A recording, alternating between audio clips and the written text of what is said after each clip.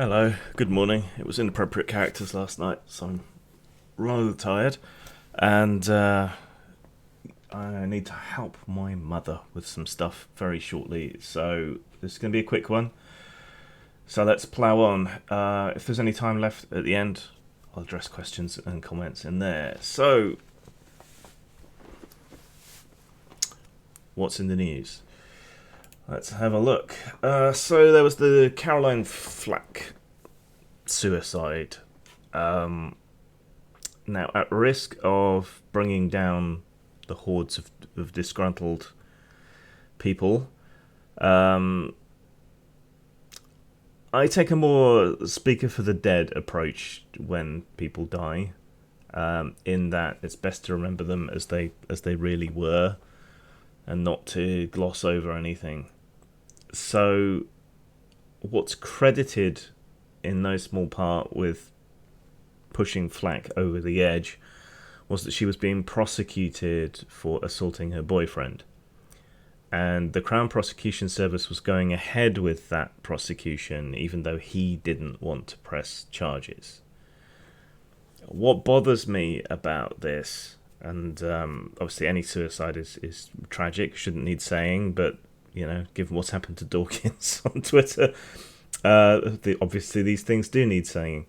Yeah, it's tragic, it's horrible, it's a waste, all of that. But if the genders were reversed, would we see people wanting an assault against a woman not to be prosecuted because of the mental health impact the accusation was having, the court process was having? The CPS very often prosecutes men even when their wives or partners don't want to pursue the case. And quite right too, because I think in a lot of these cases, one partner can have the other partner terrorized and so on. And I don't think someone should get away with a crime just because it affects them. I mean, of course, standing trial and potentially going to prison or whatever else is going to affect people, but that's not a reason not to pursue it. But nobody's talking about that angle, and that bothers me a bit, because I think we should be talking about that angle and the full context of what's going on. And this raises all kinds of spectres about intimate partner violence against men, which is 40% of all intimate partner violence is supposedly done against men. We are starting to get a few shelters and places now, which is good. Charities are starting to cover it. But all of this seems to have been forgotten. And of course it is also all mixed up in how horrible the tabloid newspapers are here. But yeah, I just want to enter that sort of note of caution into the record, if you like. It's a tragedy, it's horrible, should never have happened. Should have had more support, may have been vulnerable. Tabloids are terrible, but she did beat up her boyfriend. And that's what's credited with pushing it over the edge, and I don't think we should ignore that sort of thing. Regardless. Like, if I done a crime, I shouldn't get away with it just because I'm depressed. You can talk about mental competence to stand trial and so on, and temporary insanity and all of those kind of things, but still. There was a big cabinet reshuffle, which here in the UK, so that's our executive branch, the ones who set policy and run departments and all of that. Supposedly overseen by Parliament, but more often these days it seems overseen by Dominic Cummings. Lots of changes, which was a bit weird so soon after an election. That it seems to be another culling of the ranks in the Tory parties. If you're not 100% on board with Dominic Cummings' agenda via Boris, then you were out. And it's weird political times, because it leaves me with some sort of sympathy, or at least a ghost of some sympathy towards some Tories who I otherwise wouldn't have any sympathy for. Sajid Javid is a nasty piece of work, but there is meant to be a sort of, by convention, there is a bit of a separation between the Chancellor and the Prime Minister. and they're supposed to kind of go off each other, against each other, have a working relationship. So we want to do this. Oh, we can't afford it. Is the sort of relationship, kind of like a marriage, in a lot of ways. Can I buy this huge Lego set? I don't think we have the money for that. Yeah, that's the kind of thing we're talking about. But yeah, it's just now packed with yes men, and the point of contention seemed to be the removal of old non-Cummings-esque advisors. And then some of these new advisors coming on board have some interesting ideas. Some of them are a bit racist. Same guy that's really caught the headlines seems to be talking about eugenics, and that's what got Dawkins into trouble on Twitter, saying, we must argue against this from moral grounds because, we breed animals. We can breed animals for traits. There's no reason to think that can't also happen with human beings. Back in a sec. A problem for every games master has always been coming up with adventure ideas. For years now, Postmortem Studios has been helping out with the 100 Adventure Seeds line. These provide adventure ideas for all genres, and you can get them at RPG Now or Lulu.com. At the end of World War II, the Axis and the Allies went to war with A-bombs until nobody was left to fight. In this atomic wasteland, a new breed of rockabilly hero arises. From the gleaming domes of Science City Zero to the sleazy roller derbies of Vegas and the sky fortress of the Fourth Reich, there's a new world for the taking. 45, Psychobilly Retropocalypse, available at Lulu.com and RPG Now. Aren't you? Sorry, I did warn you. A busy day, lots of interruptions, which is why I'm trying to get through things quickly. Where was I? Cabinet reshuffles, Dominic Cummings, eugenics, Richard Dawkins. Yeah. So Richard Dawkins was saying that if we're going to argue against eugenics, we shouldn't do it on pragmatic grounds because humans are animals. We manage to breed animals for traits. There's no reason to think that we couldn't breed a human being to be more intelligent or faster or stronger or whatever else. So we can't have the argument on that basis. There are concerns. If you look at the way inbreeding affects dogs, for example, or the way it has affected certain small populations, Ashkenazi Jews and so on, for example, it does multiply the bad traits as well as the good traits, and it can also have unpredictable outcomes. So certain genetic traits can be comorbid with one another.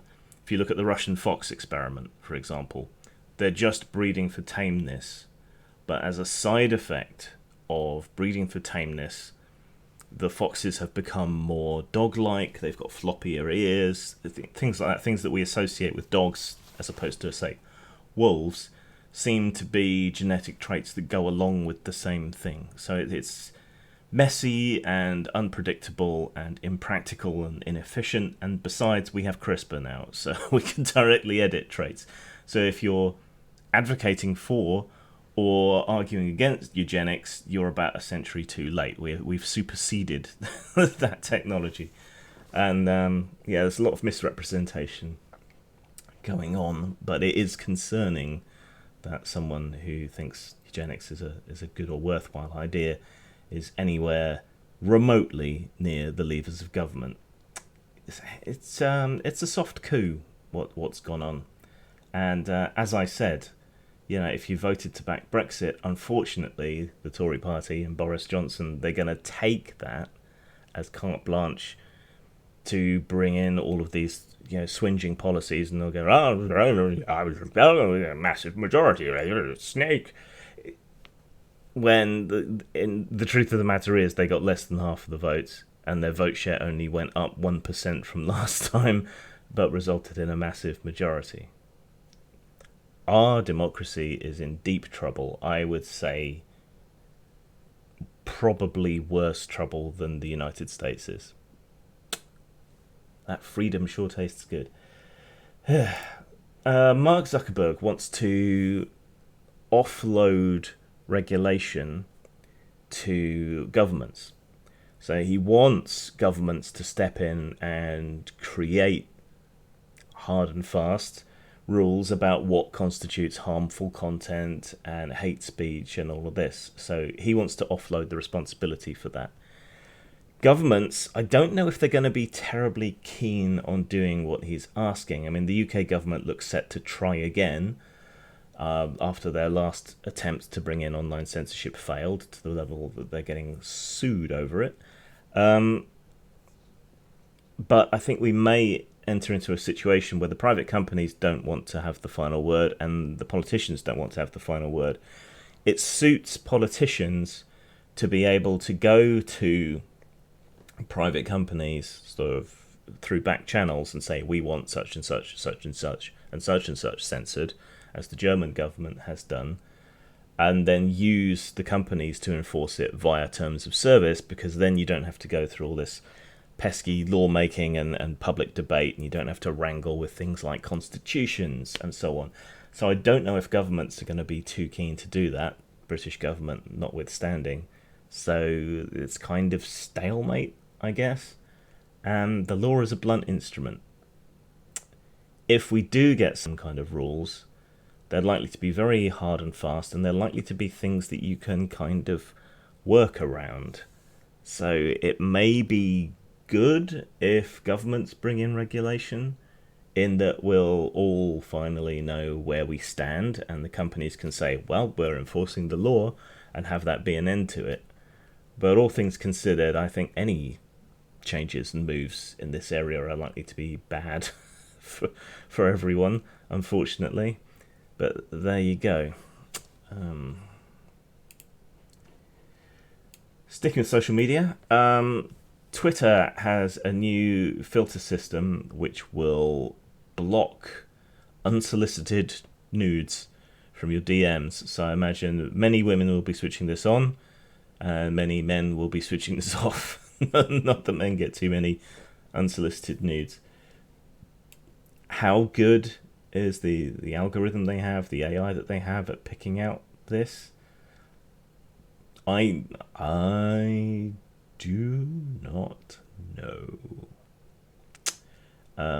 If Google is anything to go by, if Facebook is anything to go by, then their filters are shit and are going to make all kinds of mistakes. I mean, what about people in bikinis or flesh tone underwear, body stockings?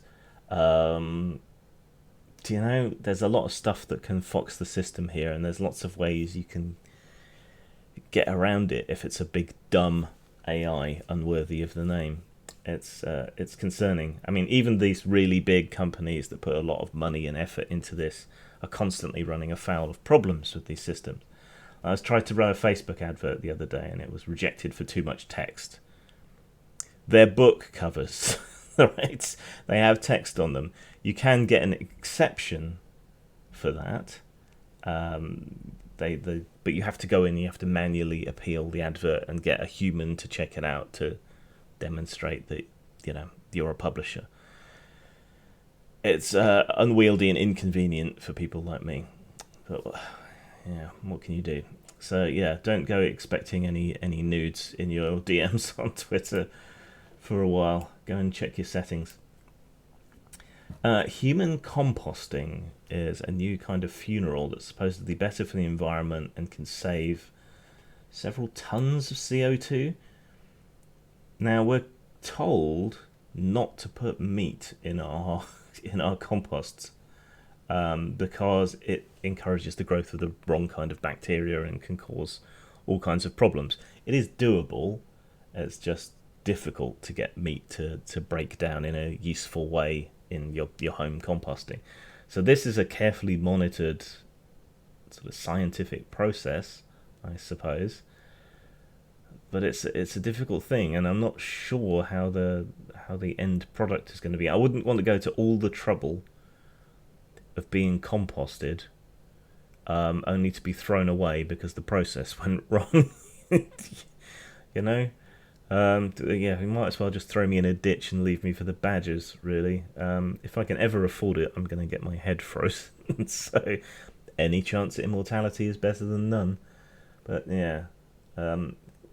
All kinds of green alternatives for funerals, and yeah, I guess it's interesting. We've got a natural burial site, a woodland burial ground here in the village where you don't do a coffin or anything. You just go into the ground to rot naturally and have a tree planted on top of you. So, yeah, there's all kinds of alternatives out there.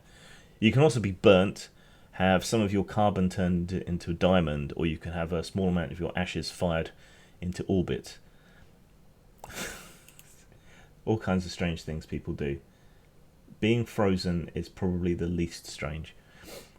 Mumps is going around. Now, I was ill, including swollen glands. It may have been my third dose of mumps. It's been ravaging the village.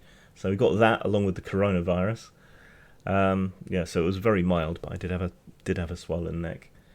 Yeah, so watch out for that.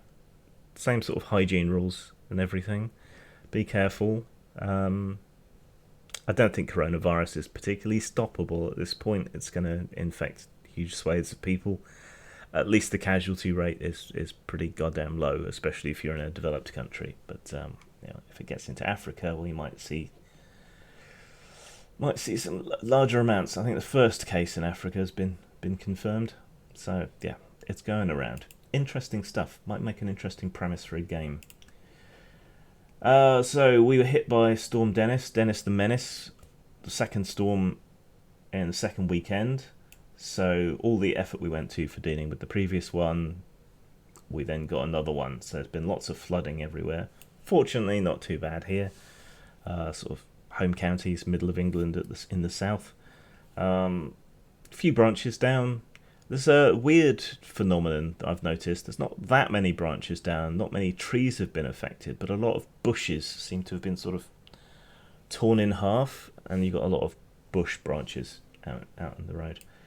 So there's still 300 flood warnings in place across the UK, 5 severe warnings in England, which this means there's a danger to life. You wouldn't know it looking out here, and we are prone to flooding here, so hopefully we won't get a third storm. We'll see. But compared to tornadoes and hurricanes, it really doesn't seem like much. But you have to consider that while the UK gets a lot of weather, it doesn't get a huge amount of severe weather. It's like one flake of snow and all the trains stop. So back to the coronavirus. I think this is a bit irresponsible.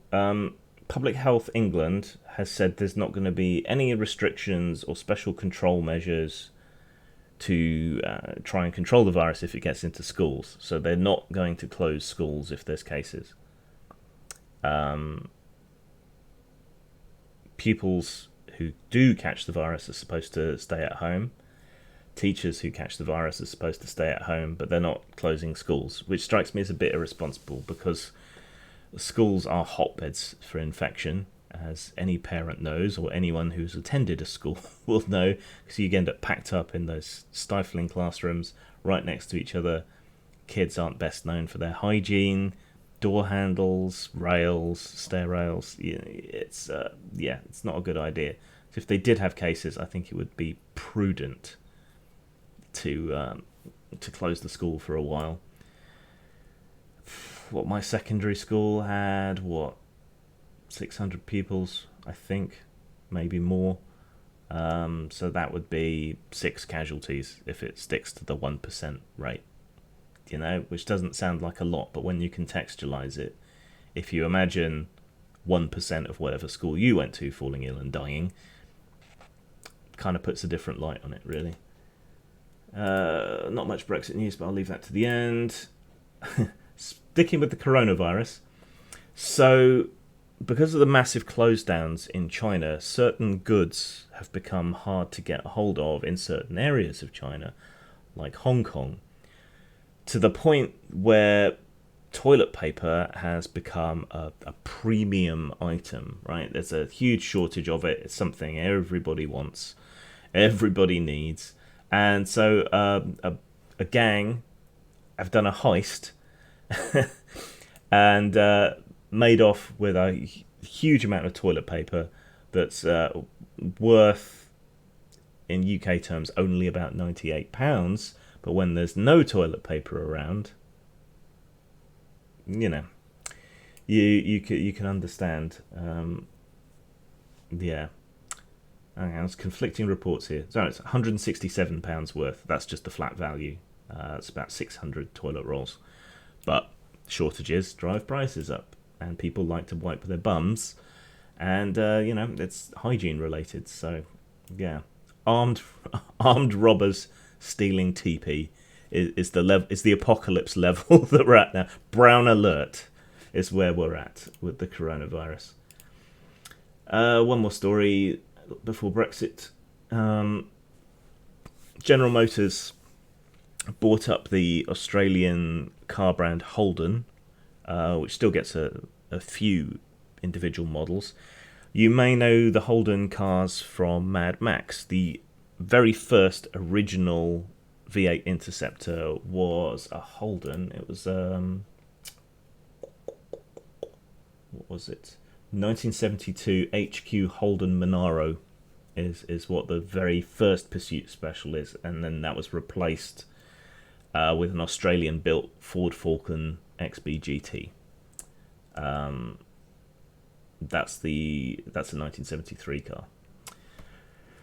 So GM's getting rid of the brand. They're no longer going to produce Holdens. It's a bit of a shame, because it is a historic brand. It's something associated with Australia. It's a unique type and look of car to do with Australia, and obviously the link with Mad Max and so on. It's it is a shame, but I guess this is the way things go, really. And the kind of cars that they built, or that's associated with the Holden name, they're not necessarily the most modern electric or hybrid cars. They persisted in a kind of classic aesthetic until very recently. It's it's just a shame, and I know people who watch me are into their Mad Max and their obscure cars and things. So it's a shame. It would be like losing. Well, it is like losing Rover or something here in the UK.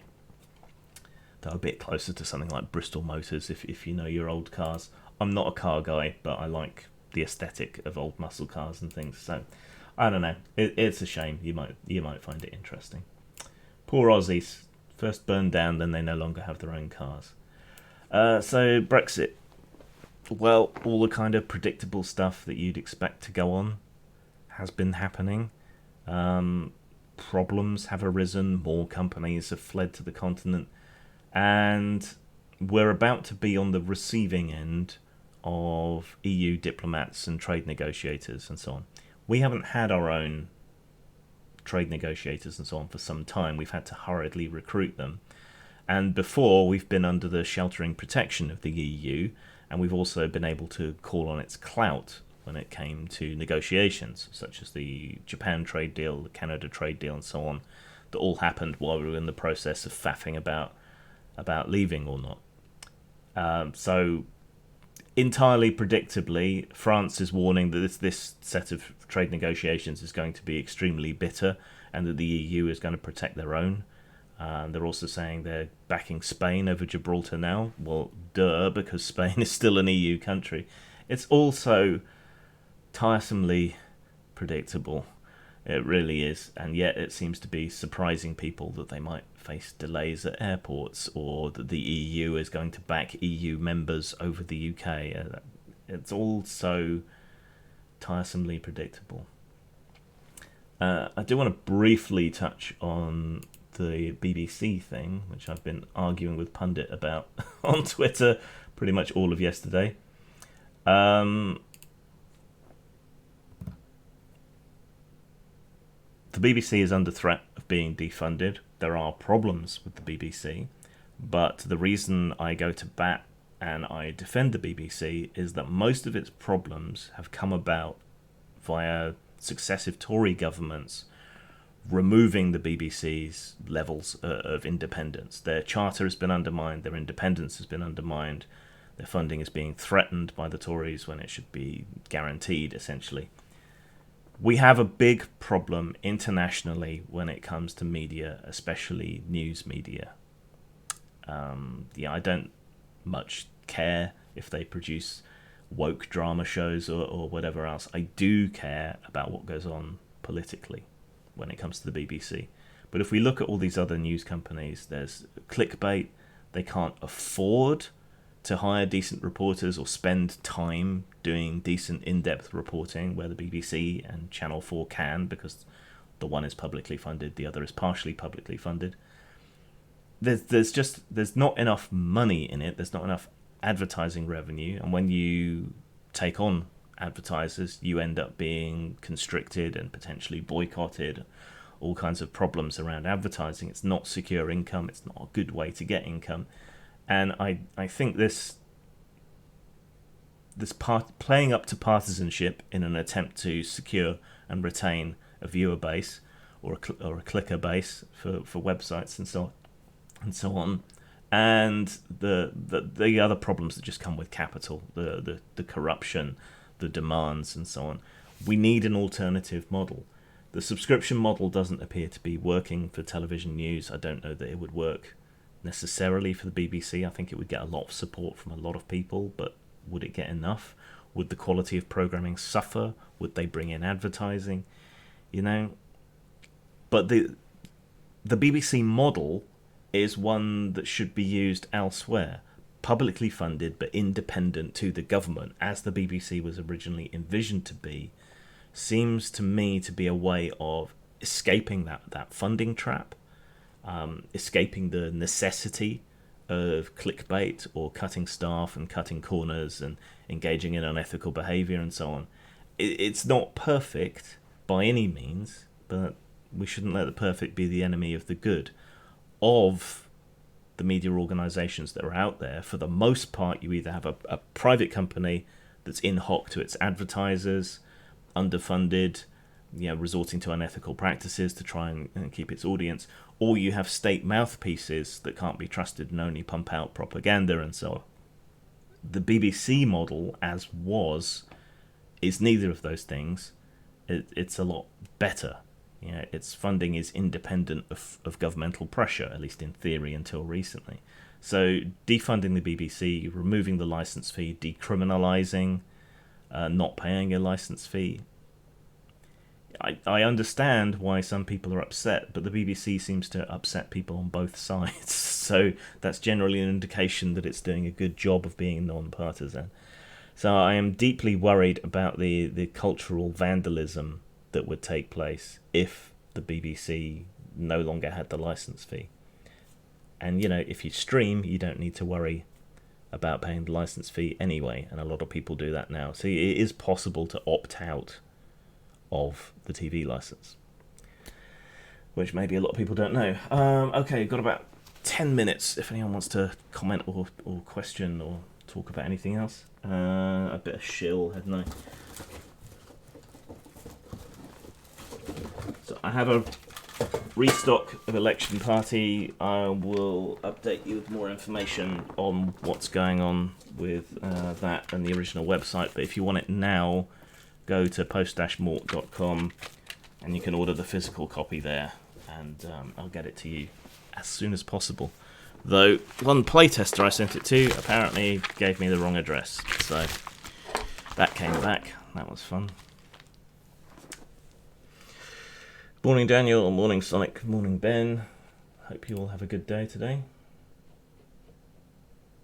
It was inappropriate characters last night. I'll be sorting that out for the podcast version later today. You can subscribe on Spotify or Apple Podcasts, Google Play, a whole bunch of other stuff. If you go and check it over, it's anchor.fm/inappropriate characters, and I have my own separate podcasting that I haven't really done much with yet there.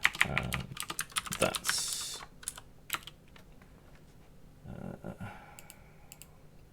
what is it? Anchor.fm/Grimm's Tales, all one word.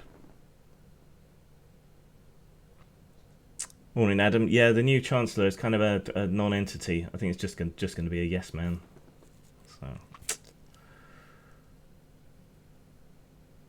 So, do you need the license fee if you stream BBC iPlayer? Yes, you do. But you can stream things like Netflix, and Amazon Prime and whatever other services, because unfortunately we're getting a huge number of different streaming services, which I think is going to lead to problems. It's going to be a bloodbath out there. Netflix probably survive.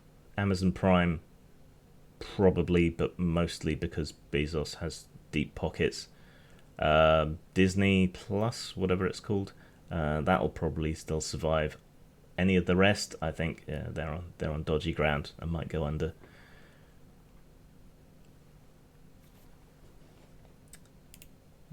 Let me just look this up just to be sure.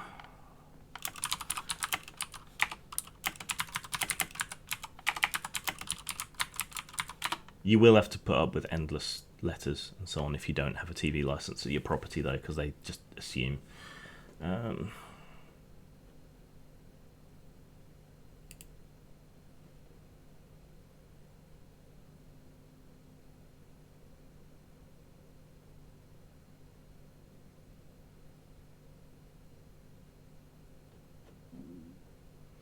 Right, so basically, you don't need a TV license if you don't watch or record live TV or use BBC iPlayer. Do I think the old media likes the new? No, I think they feel usurped. I think there's a lot of mutual hatred between the two.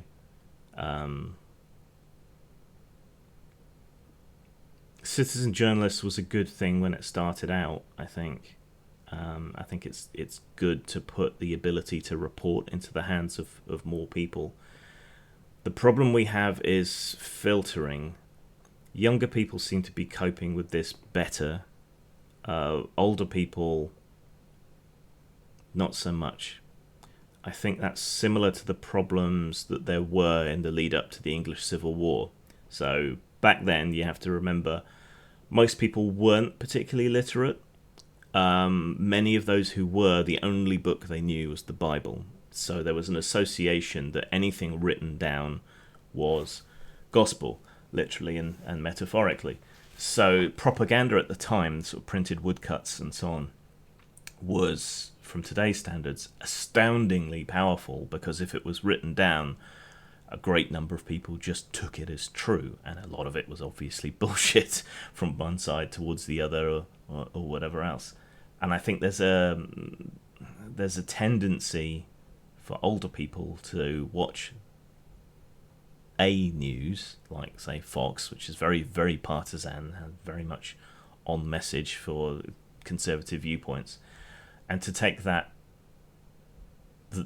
A news as the news as was. You know, you don't have a Walter Cronkite anymore, or a Reginald Maudling. Oh, I think it's Reginald Maudling. You don't have that same kind of authority anymore if you're younger, because you know that there's all these other sources that contradict, that they're cutting corners, that they're engaging in clickbait behavior, that they're playing up to that partisanship, and so on. So yeah, but the thing is, I look at the BBC model and I see one that still works, and which, or potentially could work, and which addresses a lot of the problems we have.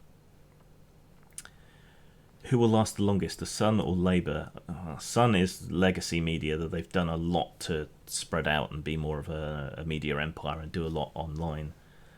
If Labour chooses Keir Starmer as their leader, I think they might recover.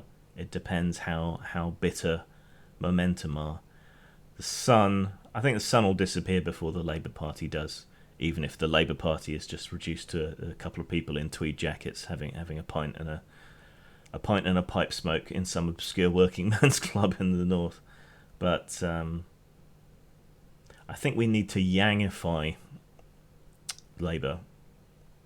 They need to stop trying to use 20th century solutions to 19th century problems to solve issues in the 21st century. Marx did have some useful observations, but they're all tainted.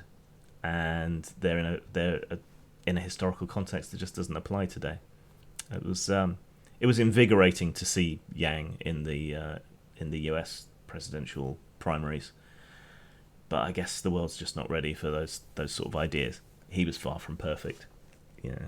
It would be nice for Bernie Sanders to drag the US into the 20th century, and we can figure out the 21st century part later.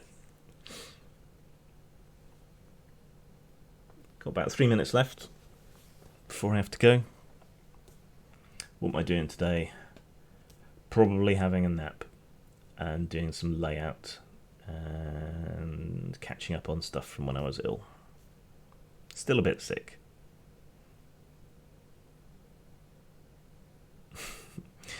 Ben says, Yangify, Jeremy Corbyn to get out the squirty cream in a last bid attempt for glory. I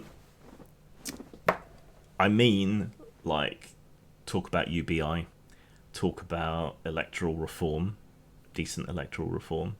For me, that is now the most pressing issue, right? We've lost the EU battle for now, though we can start to fight to rejoin.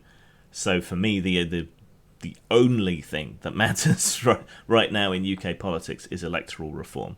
We have to get some kind of proportional representation.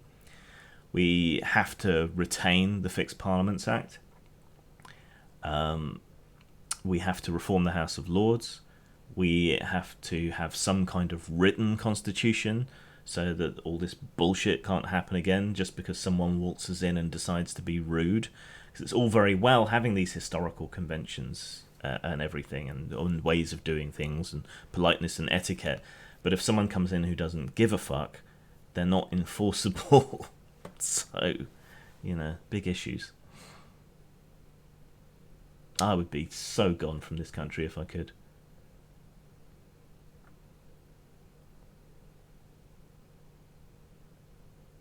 I'm not sure what you mean, Daniel.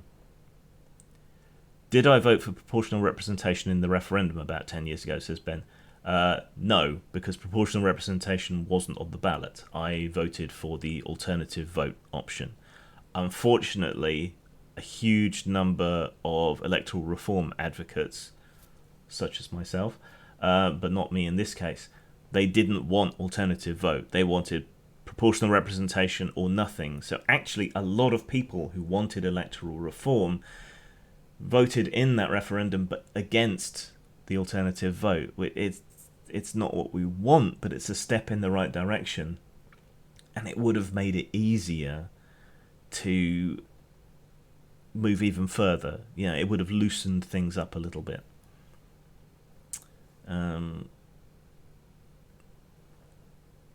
Should trolls be taken seriously? For the most part, no. Threats and so on from trolls is almost entirely spurious. They're easy to mute or block. Mute is better because then they don't know you've blocked them. So they shouldn't be taken that seriously. There's yet another push, also after Flack's suicide, to try and sanitize online. There's people saying that it should be connected to your passport and have a photo of the real you and blah blah blah. The usual bullshit. Adam says it's a bit concerning that they want to take power away from the judges, Supreme Court, etc. Yeah, that's hugely concerning. And they were on about gerrymandering districts, which is concerning as well. They kind of backed off from that a little bit, I think, because they realised they don't need to. So that's also concerning. Getting rid of the Fixed Terms Parliament Act, that's also concerning because that really, really favours whatever government happens to be incumbent. Yeah, there's a whole bunch of stuff that people should be concerned about. And the attack on the BBC is also an attack on democracy. Though they already managed to bring the BBC to heel since before 2016, really, with their threats and so on. I think the BBC did abdicate its duty as a watchdog organisation during Brexit and during the last election. But that's why I want it to be secured and re-given its independence. But yeah, it's hugely concerning. We're in a very, very dangerous time for British democracy, which is ironic since democracy was what a lot of people were bleating about when it came to leaving the EU, even though the EU is a much more democratic institution than the UK. Also, he's been making people peers so that he can keep them in the cabinet. Yeah, that's one of those. Well, we decent people don't do that sort of things, but on paper, it's completely legal. Right, I gotta go. I gotta go and help move some heavy plant pots and things. So yeah, that's fun after a late night and being ill. I will see you all later. Take care. Have a good day. See you next week, probably. Anyway, yes, and the no peerage for Bercow is dodgy as well. But feel free to leave comments, and I'll try and get back to them later, or I'll be on social media today if I'm not napping. Take care. Bye bye.